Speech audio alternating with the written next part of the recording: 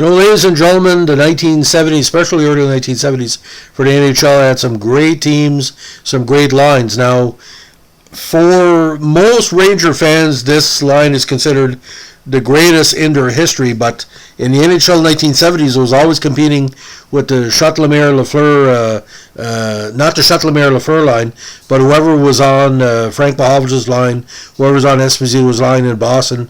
You look at the French Connection. But the GAG line in New York, called that way because he would average a goal a game, three of the most marquee players in Rangers history. The debonair Jean Ratelle, who was named Player of the Year for the NHLPA one season, won 2 Lady Bings.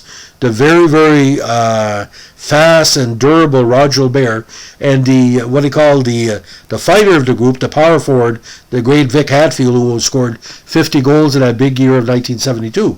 Now, how this line got together is quite interesting because you would never think 3 very diverse players would get together, because literally Ratelle and Gilbert were quiet players, never looked for a fight.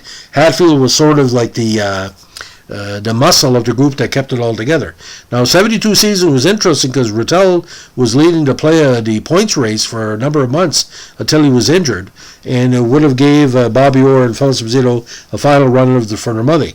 But why the Rangers GAG line was very important, and it ties into Summit 72. In 72, they bet Montreal in the first round, limited Montreal to two goals in 5 of the 6 playoff games. Then they held back Chicago's offense with their own defense and lost in 6 games in Boston in the final. If Ratelle would have been injured so late and other factors would have played together, the Rangers would have bet Boston, and that would have been a bigger upset than 1971. But the thing is, at the time, ladies and gentlemen, the Rangers were out of gas. They played 6 tough games with Montreal. The series against Chicago was tough. And the small confines of the Boston Garden didn't really work to their advantage. They were used to playing in the big rink in New York. Now, when Hadfield, Gilbert, and Ratelle were brought in to Team Canada 7-2 against the Russians, the full line, they were terrible together against the Russians. Hadfield was angry the whole series. He felt he was being disrespected and not being played enough. He left Team Canada while they were in Russia, along with Rick Martin, Gilbert Perreault, and Jocelyn Guévremont. They left for different factors, but Hadfield felt that the key players, the veterans of the team, were being disrespected because eventually, Dennis Hull, a very workmanlike player, the baby brother of Bobby Hull, could do the things Hadfield could not do in the big rink. For some reason, his style of play was getting caught too much by the referees, like Bill Goldsworthy style as well, and Gary Bergman. He completely lost his mind. He basically quit. Now, some press were mad at Hadfield, called him a deserter, but the American press didn't really catch on to that because they were just pleased that the Rangers' talent was finally getting recognized. Now, by 1974, Hadfield was traded, and the GAG line was pretty well dismantled when Ratelle, of all teams, were traded to Boston in the big Phil Esposito trade. And when Esposito arrived in New York, he wanted Rod Gilbert's number 7, so that was a death knell of the side. But Hadfield had some good 20-goal-plus seasons with Pittsburgh. He helped them rebuild towards almost a Stanley Cup contender. Couldn't get past the first or second round most years. So it was kind of a cosmic shift. But you got to understand this, ladies and gentlemen. 72 and 74, he knocked off Montreal in the playoffs. 74, he played the Rangers in the semis, almost got through. They were a number 3 team in the league because of that GAG line, and they were always top 5 or top 10 in scoring for the time they were together.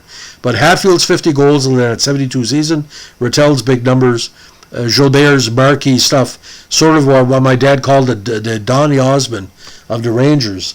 Ladies and gentlemen, it was quite a time for hockey because the NHL was trying to go into the States heavy through U.S. broadcast. So you had the Bruins, you had the Flyers, and you had the Rangers. So Sunday afternoon games or Saturday afternoon games, or what they call it, through the myriad of independent channels, the NHL could only build through marquee squads. So in the States, again, you had the Rangers, Chicago, and Boston, and then the Flyers. You had 4. Montreal, you had Canada with Montreal and Toronto. So you had 6 marquee teams. What's kind of interesting, too, they're all Canadian players that pretty well got Rangers where they needed to go. And when they were rocking, ladies and gentlemen, Madison Square Garden, seeing Jean Ratelle The only player I can compare him with is Guy Lafleur for the smoothness on the ice. And Maru had a little bit of Jean Ratelle in him too. Smooth, and nobody would really try to hurt Jean Ratelle because he was like a master of that 3-on-2 break or the power play with 30 seconds left where he has to set up something. But Ratelle, for me, in my personal opinion, one of the most underrated players in NHL history. If he would have played the 80s and 90s, he would have scored maybe 50, 55 goals a season with 130, 150 points. But, you know, I mean, it was a different time, as we say. So, ladies and gentlemen, if you like what we're doing with our New York Ranger podcast, or if you have any memories of the GAG Line, especially in 72 against the Russians, let us know with a like, comment, and subscribe. Thanks for listening. Bye.